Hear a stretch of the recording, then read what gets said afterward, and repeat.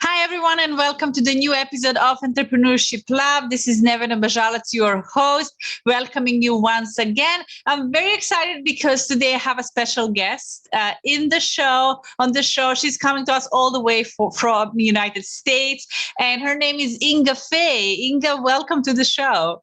Oh, well, thank you. Glad to be here with you, girlfriend. I love and I'm so excited. I'm going to interview today because we chat and we collaborated a couple of times. So just to give listeners a little bit about you, you have a huge success rate in sales in different businesses over the years, in network marketing industry, direct sale industry, corporations, and you are now helping others achieve those things. And something we're going to touch point today is really mindset, and something you are passionate about is how to create strong mindset as an entrepreneur, how to go through tough times. So make sure to listen till the end. It's going to be really fun and interesting episode, and Inga Faye will give us a lot of value, I'm sure.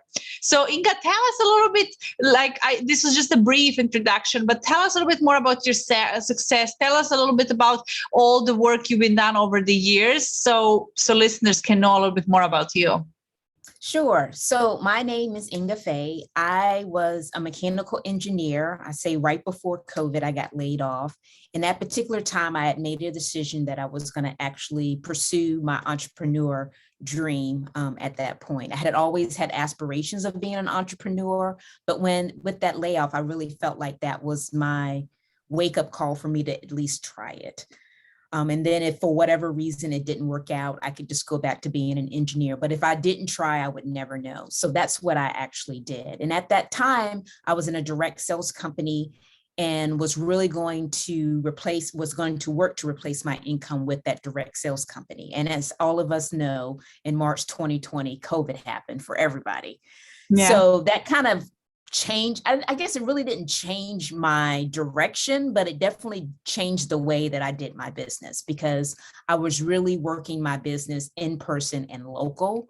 And when that happened, I had to completely convert my business to a virtual business so I could be on a national type of basis. And that was also the time that I realized that I could help more women by not just only helping them with their appearance, because that's what I help women with their appearance through skincare and color cosmetics, but I could also help them through their mindset and their consistency. Because even in that time, I would hear people say things like, well, I'm going to wait till COVID's over. And we all know COVID is not over. So if they've been waiting until COVID is over, they've been waiting a whole 2 years and some change, right? So just really helping people realize that for us to go to the next level, that we really need to step out of our comfort zone and do those things that make us uncomfortable. Because similar to what, you come in as a hard potato, I'll say it that way, but then through the trials and tribulations, that hot water that potato goes through, it makes it a very soft and manageable type of food that we can all eat. And it's very similar to that when it comes to the trials and tribulations that we have in our life, and the different things that we different situations that we put ourselves into, that helps us grow into the person that we're destined to become, so we can really be all about our passion and our purpose while we're here on earth. So that's really what I'm all about. It's just helping women in the direct sales space and home-based marketing space to really be able to build their businesses to a point where they can be financially independent, save for their future and their family's future, and then be able to bless others along the way. Because just being able to pay your bills and going paycheck to paycheck is not going to really truly allow you to be a blessing to others. So my goal is to truly help women, because I know we are the nucleus of the family. Whether we're a mom, a grandma, auntie, or a godmother, we are really the center around helping our kids. And if I can help build strong women, I can then help those strong women raise strong kids. And then those strong kids can then build stronger communities, and we can have a better world as a whole because of just this one woman or several women that I have helped along the way that have been the catalyst to this better world of people loving each other and being able to help each other and really being able to share with each other out of their abundance, because that's really what it comes down to. What it comes down to. Yeah, so that's what it is all love about. it. And I think something you mentioned is a lot of people, and we're going to talk now about mindset. So if you want to build a business and be an entrepreneur, you need a right mindset. And those who are really in business, they know that every recession, every crisis makes a lot of opportunities. So those who are smart, who understand business, and COVID made a lot of money because they were acting very fast. Those of you who are still waiting for COVID to finish, I don't know if your country is done or not, like Inga say, but right. So we have to stop waiting and take action now. And I spoke with my business consultant and a coach who helped me the most, and we are now business partners. And I asked him, what is the difference? Why you chose me to become your business partner after a short time, coaching me? He said, it's the speed of implementation. So this is the difference. So the speed, how fast you implement things, and also the speed, how fast you're going to pivot and change if something is not working. So I think this is what you did here in that moment. You went all in, and I did that several years ago as well. And it's very important for people to start understanding there's never going to be a perfect circumstance. You just have to do those things. So tell me, I want to ask you a couple of specific tips, right? What helped you now building a business, and especially in those times of COVID? Was not easy, definitely. There are many obstacles. So what helped you going, and what can help other entrepreneurs out there who are listening go through tough times when you're not making money, when you don't know where money is going to show from, and you need to pay bills, right? Because this is part of the journey. So what helped you in the beginning, in those stages before you started, really building sales and you had your team and all of those things? Right. Well, I think it's the core thing that you really want to do when you're building a business is to be around like-minded people. If you're around people that really don't understand the business space, or they're working for someone, I can tell you people that work a 9-to-5 job have a different mentality than someone that's building a business. A 9-to-5er she wants to know what needs to be done, and somebody's going to tell her as well. And as compared to an entrepreneur, they're trying to figure out how they're going to do it, whether it be them that's going to do it, if they're going to hire it out to somebody else, if it's going to be cost effective, if this step is really going to be what I call an income producing type of activity, or if it's going to be more of a kind of an arts and craft type of thing, and being able to figure out and decipher and really strategize how you're going to do what you need to do. Because at the end of the day, that's what it comes down to. No one is telling you what to do when you're an entrepreneur. You really have to figure it out as you go. And you have to be willing to fail forward to success. And I really think that is the key. Yeah. So many times we are taught that we have to get a good grade, and the good grade is awesome. But at the end of the day, when you get that good grade, have you really learned anything? Or was it just you just memorized something? You're going to really learn the most when you fail, because it's going to sting. It's going to hurt. And as a result of that sting and hurt, you're going to realize, okay, I'm not going to do that again. And this is what I'm going to do next time when I do that. And those kind of trials and tribulations that you go through as an entrepreneur is what's going to really help you build that success. And then when you learn those things and you have people that come behind you, you can then share those key learnings that you have, so they won't have to make the same mistakes that you had. That's why I really think it's imperative to be around a like-minded type of group of people that have been where you have been, and they are where you want to go, because they can share those type of stories with you. They can give you advice on exactly what they did when they were in that particular situation. If you talk to somebody that's green and never done it, and maybe they have taken some kind of coaching certification and they've been certified by XYZ organization, that's great. But if they haven't experienced the real world experience of what it takes to be an entrepreneur, then they really can't tell you what to do, because they don't know. They can tell you the book, what they learned in a book, But at the end of the day, we want people that have those real world, real life experiences that are really going to be able to share with us what they did, how they did it, what kind of things they were thinking, how did they fuel their mindset? Did they go to courses? Who did they talk to? Did they have some kind of accountability partner? Did they have a coach or a mentor that they talk to on a regular basis? These are the type of things that I know I personally did that helped me build my business to what it is today and what it's going to continue to be. And that's what people have to do. I think so many times we are in this microwave world that we think we can just press a couple of buttons and it's going to happen instantaneously. But I can tell you that when you build a business, it is not that way, because for the most part, entrepreneurs are extremely optimistic. So things sometimes take longer than what we anticipate. And because it takes longer, that doesn't mean that you're failing. That means that you're learning along the way. And it may take a little bit longer than what you think, but the only thing that's holding you back between where you want to be and where you are right now is your ability to fail and not to quit along the way. Because a lot of times entrepreneurs, they quit more so than not, they quit before they actually find out the answer. So it's because they quit before they found the answer out, more so than just stay in the course. And it's going to be a bumpy road at times, but you have to be willing to stay the course and see it through.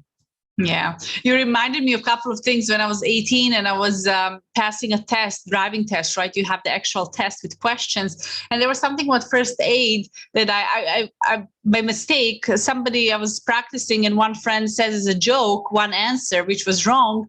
And I wrote that answer, I memorized it and wrote it, and it was the wrong answer. So I remember it now over a decade after, because I did it wrong. And I had so many exams, like over 50 something exams in my university.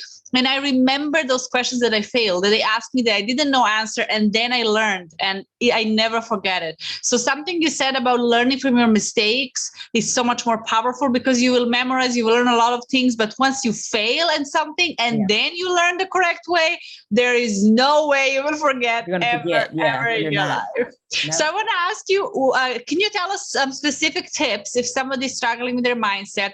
Like you said, okay, they can surround themselves with positive people. What are some things that they can do on a daily basis by themselves to stay on course with their mindset and really keep on going? What are a couple of tips that they can do?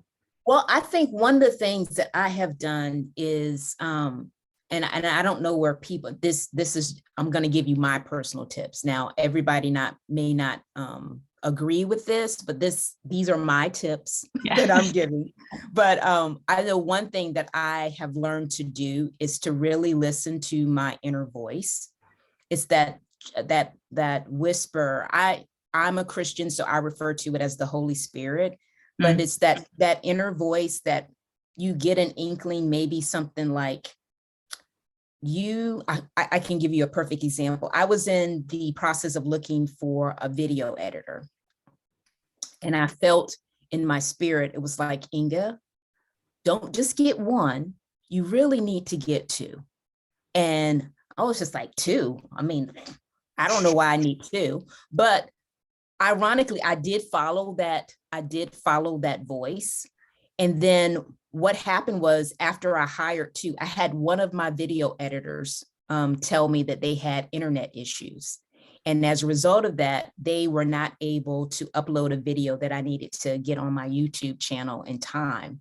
But because I had the backup video editor, I was still able to upload another video. So I know all of us have heard that voice telling us not to do something or telling us to do something. So one of the first things that I would recommend is that you follow that voice. And it's the right voice. This is not a voice that is fear-based. It's not something that will, oh my gosh, this is about to happen. It's not that kind of voice. It's very peaceful, and it's quiet. It's like a little whisper to you. It's not something that's really loud and boisterous. Yeah. Because when I highly recommend it. anxiety hits, I think we have a lot of voices like freaking out, what I'm going to Yes. do, how I'm going to do this. But then, I mean, if people practice meditation, prayer, whatever, if you really calm yourself, like you said, this is the characteristic of the right voice. You hear it, it's completely in peace. It's completely in alignment. It feels good. It tells you don't quit. It tells you go for a walk, clean your drawer, and then you find a flyer in the drawer and it triggers an idea and you're like, oh, I'm going to do it. I remember before I started my podcast, it was so fun. Like I had these signs over the years, right? I read one of the first books a couple of years ago that changed my life. And I started thinking as an entrepreneur, and I gave to my friend to help her. And she said, oh, maybe you will write a book. And I said, what are you talking about? Who am I to write a book, right? So this was me not understanding who I can become. And 3 months later, I had my first book published. That's how fast I shifted. And I remember her telling me, maybe you will write your book. And I reacted, what are you talking about? And then I had another voice that I never thought I will have my podcast, right? This is my second podcast, actually. I have two. And I listened and I was like, no, podcast takes a lot of time and I don't know how to do it. So I gave all these excuses, how I'm going to come up with the content and topic. And I went to Spotify and I came across when Dr. Wade Dyer's podcast, where actually people call him asking him questions, right? So he answered the questions. So you don't have to come ahead of time with an idea. And I was listening and I said, well, I should just interview other people. I am not the one who has all the answers. Like I have to go around and connect, which is the whole point of podcasts, reaching out to other people, partnering up, then you're visible to their audience. They're visible to your audience. Exactly. And it's not about being the smart person. I thought I have to be the smartest one in the room and give how much knowledge, but now I'm collaborating with all of you guys and it's so much fun and I love it. So I absolutely agree. And I think everyone will recognize those. So to wrap it up, any other tip you would like to give listeners? Okay, so yes. So that one, of course, I'm glad. See, that really resonated with you, huh? Yeah. The second one I would want to share with you is to constantly be learning, doing some kind of training, and let that be a part of your morning routine, that you do maybe 30 minutes or read 10 pages of a good book. And do that religiously, because for you to grow into the person that you're destined to become, you have to grow into that person. It's not going to instantaneously happen from you to get to from where you are to the level you want to be. That person you have to evolve into that person that will actually become what you want to do and the goal that you want to achieve. So that would be tip number 2. And then third, I would recommend that you do some kind of training or work with a coach or a mentor on really silencing that inner critic. And we know the inner critic. The inner critic is that loud voice. It's the other voice that we hear that tells us, girl, you crazy. Why would you even do that? You can't do that. Like you were talking about writing your book. You can't write a book. You've never written a book. Why would you even think that you could do that? A podcast, are you crazy? You've never done a podcast. How do you even know how to do it? And because you were open enough to listen to your inner voice, that gentle whisper that I'm talking about, that voice of peace that tells you things that don't even make logical sense, but you feel it in your heart that it's like, wow, that really resonates with me. I probably could do that. And you end up doing it anyway. That is the thing that you want to do too, because this 6 inches between our ears is crazy. It can limit us from being the person that we want to be. It can stop us from everything because we listen to what it's saying, because our minds, really our brains are responsible to keep us alive. It's all about survival mode. So because it's all about survival mode, we are naturally negative.